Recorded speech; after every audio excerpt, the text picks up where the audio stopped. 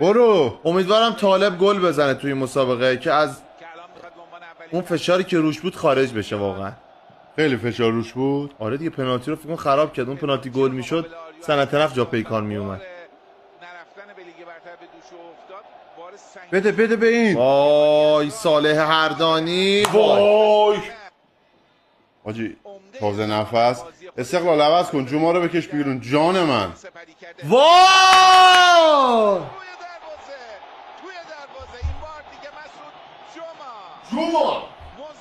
جوما از بالاخره از تعطیلی در اومد دیگه. داداش همینه دیگه. استقلال اسمش نگاه کن، استقلال اینتر اسم میلان داره اصلا خورد میکنه وضعیت. بزن. احمدی اولی